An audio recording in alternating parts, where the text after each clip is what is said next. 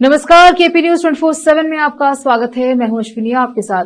आइए सबसे पहले एक नजर डालते हैं आज के मुख्य समाचारों पर। बीदर के बीजेपी नेता सोमशेखर पाटिल गादगी के जन्मदिन के अवसर पर उनके प्रशंसकों की ओर से आयोजित किया गया रक्तदान शिविर।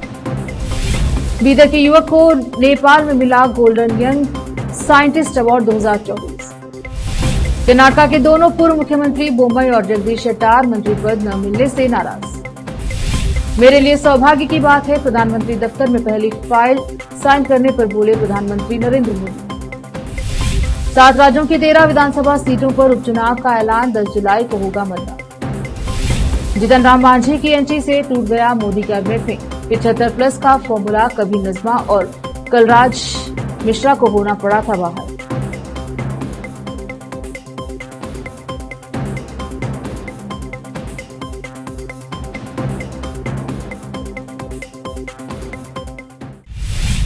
अब समाचार विस्तार से। बीदर के बीजेपी नेता सोमशेखर पाटिल गादगी के जन्मदिन के अवसर पर उनके प्रशंसकों की ओर से रक्तदान शिविर का आयोजन किया गया, जिसमें उनके प्रशंसकों ने रक्तदान किया।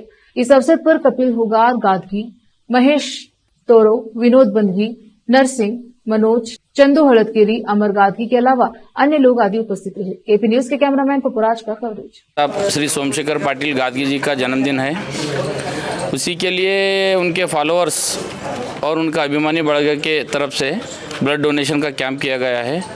यहाँ पर बहुत सारे उनके अभिमानी आके ब्लड डोनेशन कर रहे हैं, इसके लिए सभी लोगों को धन्यवाद। आज शाम में बर्थडे सेलिब्रेशन है और बाइक रैली है नौबाद बसवेश्वर चौरस्ते से गुम्पा चिट्टा क्रॉस तक। उसके बाद गांधीगंज बसवेश्वर मंदिर में शाम में 7 बजे बर्थडे सेलिब्रेशन कर रहे हैं। सभी लोग, आपके माध्यम से मैं सभी लोगों से विनंती है, सभी लोग उनके बर्थडे को आइए और आपका आशीर्वाद देके जाइए। मैं कपिल होगार गादगी।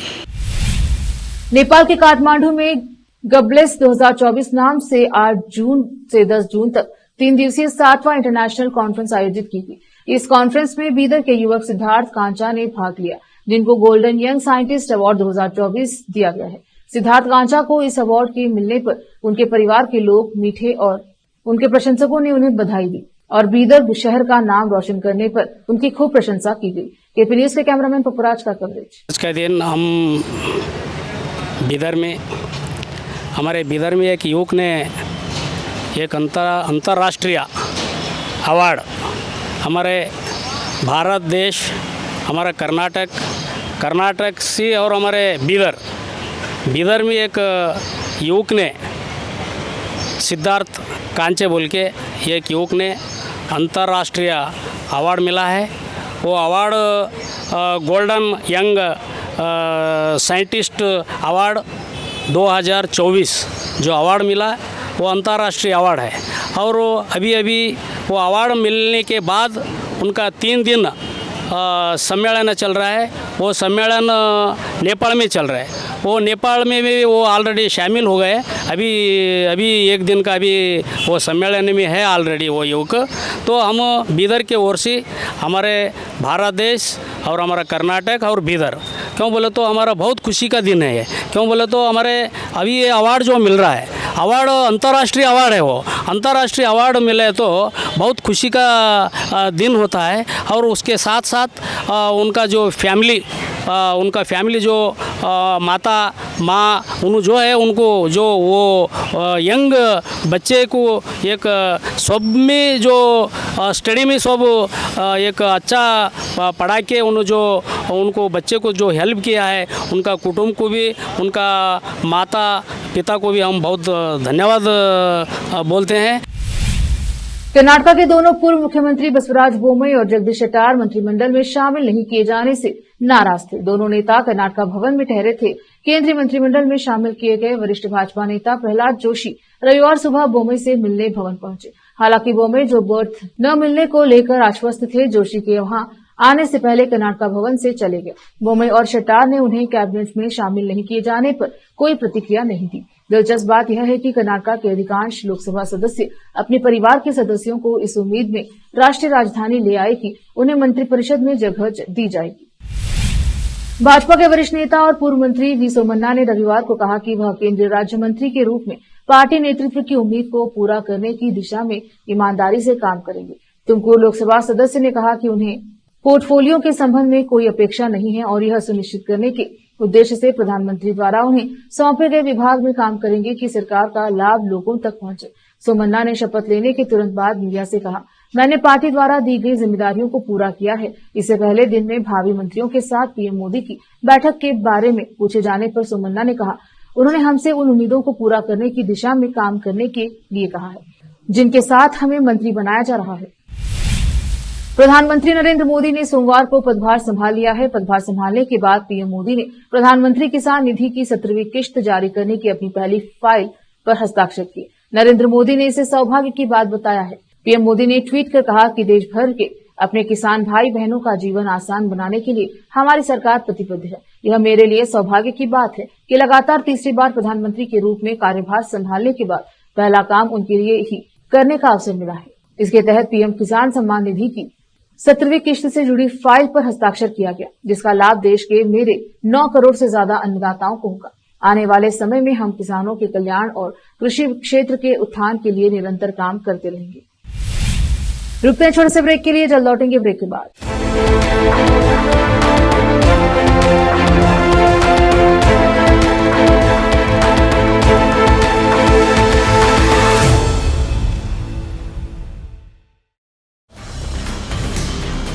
हिंदुस्तान के हर कोने में हम हैं मौजूद। 24 घंटे हालात पर गहरी नजर, खबरों से जुड़े चुपते सवालात और आपको दिखाता है धार्मिक, सामाजिक, राजनीतिक, लोकल और इंटरनेशनल न्यूज की सबसे बेहतर कवरेज, जो आपको रखती है हर पल बाखबर। देश और दुनिया भर की खबर के लिए देखते रहें KP news 24/7। Noor education trust Bidar की ओर से चलाए जाने वाला Noor MEd and BEd college Bidar, recognised by NCTE Delhi and affiliated to Bidar University, Bidar. Admission are open for the academic year 2023-24. विशेषज्ञ और सक्षम शिक्षकों द्वारा शिक्षा प्राप्त करने के लिए नूर एमएड एंड बीएड कॉलेज में दाखिला लें और शांत वातावरण में शिक्षा प्राप्त करें। बीदर शहर में बेहतर शिक्षा का एकमात्र केंद्र Noor MEd and BEd college, Shahpur gate, Bidar.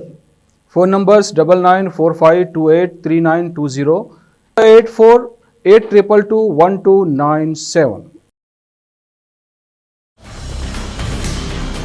Hindustan के हर कोने में हम हैं मौजूद।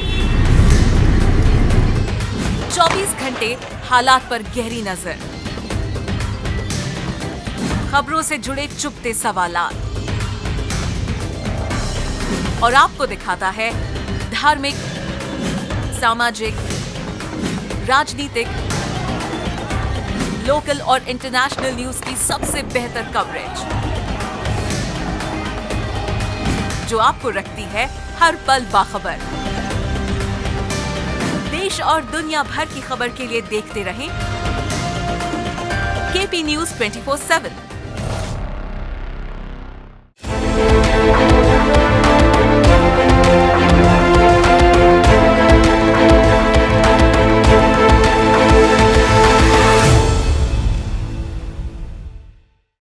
ब्रेक के बाद स्वागत है आपका। देखते हैं समाचार। देश में 7 राज्यों की 13 विधानसभा सीटों पर उपचुनाव की तारीख का ऐलान कर दिया गया है। 7 राज्यों की 13 विधानसभा सीटों पर 10 जुलाई के दिन मतदान होगा। वहीं 13 जुलाई के दिन नतीजे घोषित हो जाएंगे। चुनाव आयोग के मुताबिक तमिलनाडु की 1, मध्य प्रदेश की 1, उत्तराखंड की 2, पंजाब की 1, हिमाचल की 3, बिहार की 1, बंगाल की 4 सीटों पर 10 जुलाई के दिन वोट डाले जाएंगे। इन सीटों पर नोटिफिकेशन 14 जून को जारी होगा। उपचुनाव के नामांकन की आखिरी तारीख 21 जून निर्धारित की गई है। नामांकन की स्क्रूटनी 24 जून को होगी। वहीं नामांकन वापस लेने की आखिरी तारीख 26 जून तय की गई है। इसके बाद वोटिंग 10 जुलाई को होगी और नतीजे 13 जुलाई को आएंगे।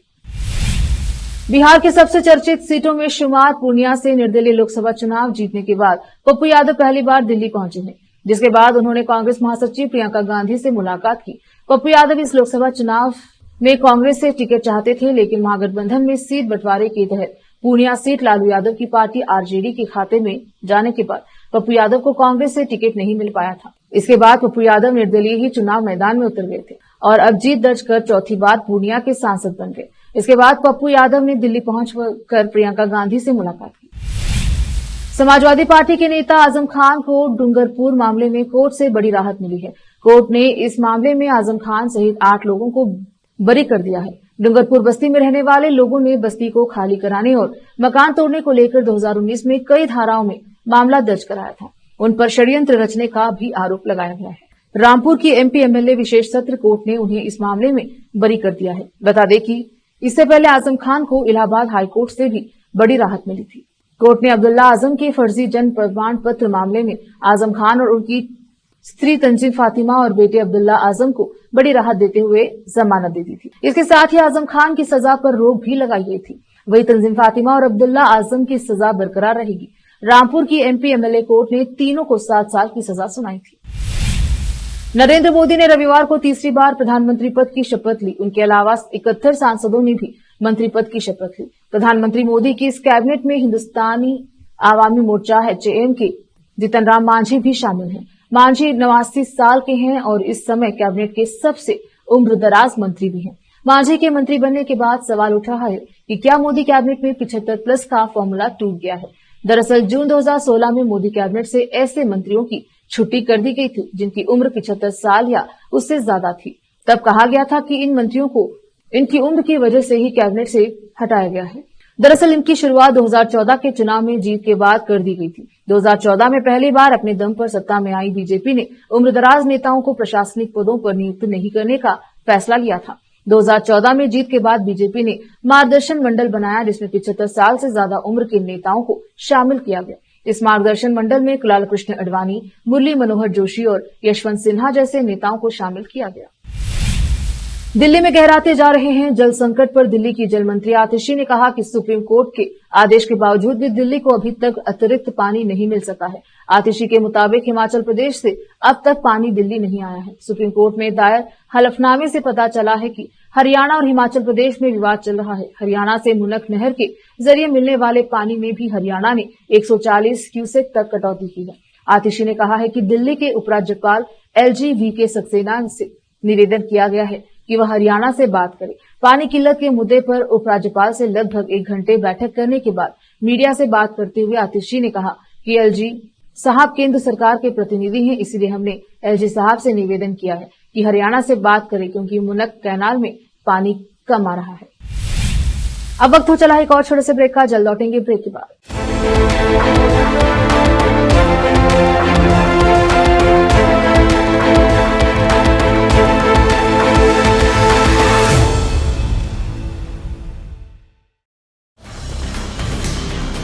हिंदुस्तान के हर कोने में हम हैं मौजूद।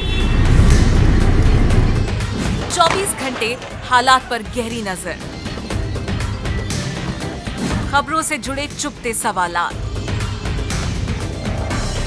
और आपको दिखाता है धार्मिक, सामाजिक, राजनीतिक, लोकल और इंटरनेशनल न्यूज की सबसे बेहतर कवरेज जो आपको रखती है हर पल बाखबर। देश और दुनिया भर की खबर के लिए देखते रहें KP News 24/7। Noor education trust Bidar की ओर से चलाए जाने वाला Noor MEd and BEd college Bidar, recognised by NCTE Delhi and affiliated to Bidar University, Bidar. Admission are open for the academic year 2023-24. विशेषज्ञ और सक्षम शिक्षकों द्वारा शिक्षा प्राप्त करने के लिए नूर एमएड एंड बीएड कॉलेज में दाखिला लें और शांत वातावरण में शिक्षा प्राप्त करें। बीदर शहर में बेहतर शिक्षा का एकमात्र केंद्र Noor MEd and BEd college, Shahpur gate, Bidar. Phone numbers 9945283920, 8482221297। Hindustan के हर कोने में हम हैं मौजूद। 24 घंटे हालात पर गहरी नजर, खबरों से जुड़े चुपते सवालात और आपको दिखाता है धार्मिक, सामाजिक, राजनीतिक, लोकल और इंटरनेशनल न्यूज की सबसे बेहतर कवरेज, जो आपको रखती है हर पल बाखबर। देश और दुनिया भर की खबर के लिए देखते रहें केपी न्यूज 24/7।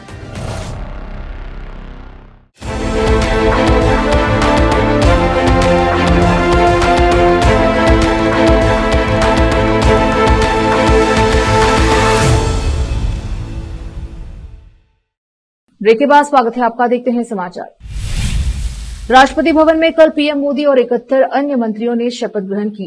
यूं तो सभी की नजरें शपथ लेने वाले मंत्रियों पर टिकी थी, मगर इस शपथ समारोह के दौरान कैमरे में कुछ ऐसे कैद हुआ जो कि अब सोशल मीडिया पर वायरल हो रहा है। दरअसल दुर्गादास की शपथ के बाद राष्ट्रपति भवन में पीछे से कोई जानवर गुजरता दिख रहा है। वीडियो में नजर आ रहा है कि इस जानवर को कोई बिल्ली बता रहा है तो कोई तेंदुआ। सोशल मीडिया पर अब जो वीडियो वायरल हो रहा है उसमें जैसे ही मंत्री उठकर राष्ट्रपति की ओर जाते हैं, वैसे ही पीछे की सीढ़ियों के ऊपर बनी लॉबी से एक जानवर गुजरते हुए देखा जा सकता है। हालांकि ये साफ नहीं है पाया गया कि जानवर पीछे से गुजरा वो कौन सा है, लेकिन जैसे ही लोगों का ध्यान इस वीडियो पर गया तभी से ये मामला सोशल मीडिया पर छाया हुआ है। लोग इस वीडियो को शेयर कर दिखने में वाले जानवर को कोई कुत्ता, बिल्ली तो कोई तेंदुआ बता रहा है। कांग्रेस संसदीय दल की अध्यक्ष सोनिया गांधी ने आज सोमवार 10 जून को बांग्लादेश की प्रधानमंत्री शेख हसीना के साथ नई दिल्ली में मुलाकात की। इस दौरान उनके साथ कांग्रेस के पूर्व अध्यक्ष और रायबरेली से सांसद राहुल गांधी और कांग्रेस महासचिव प्रियंका गांधी भी मौजूद रही। इस बात की जानकारी कांग्रेस ने official social media platform x पर दी। शेख हसीना प्रधानमंत्री नरेंद्र मोदी के शपथ ग्रहण समारोह में शामिल होने के लिए शनिवार 8 जून को दिल्ली पहुंची। इसके बाद उन्होंने बीते दिन रविवार 9 जून को राष्ट्रपति प्रांगण में पीएम मोदी के शपथ ग्रहण कार्यालय में हिस्सा लिया। इस कार्यक्रम में मालदीव के राष्ट्रपति मोहम्मद मोइजू, नेपाल के प्रधानमंत्री पुष्पकमल दहल प्रचंड और श्रीलंका के राष्ट्रपति रानिल विक्रमसिंघे सहित भारत के पड़ोसी देशों और हिंद महासागर क्षेत्रों के शीर्ष नेताओं ने हिस्सा लिया। आखिर में फिर एक बार देखते हैं मुख्य समाचार। बीदर के बीजेपी नेता सोमशेखर पाटिल गादगी के जन्मदिन के अवसर पर उनके प्रशंसकों की ओर से आयोजित किया गया रक्तदान शिविर। बीदर के युवक को नेपाल में मिला golden young scientist award 2024। Karnataka के दोनों पूर्व मुख्यमंत्री बोम्मई और जगदीश शेट्टार मंत्री पद न मिलने से नाराज। मेरे लिए सौभाग्य की बात है, प्रधानमंत्री दफ्तर में पहली फाइल साइन करने पर बोले प्रधानमंत्री नरेंद्र मोदी। 7 राज्यों की 13 विधानसभा सीटों पर उपचुनाव का ऐलान, 10 जुलाई को होगा मतदान। जीतन राम मांझी की एंट्री से टूट गया मोदी कैबिनेट में 75+ का फॉर्मूला। कभी नजमा और कलराज मिश्रा को होना पड़ा था बाहर।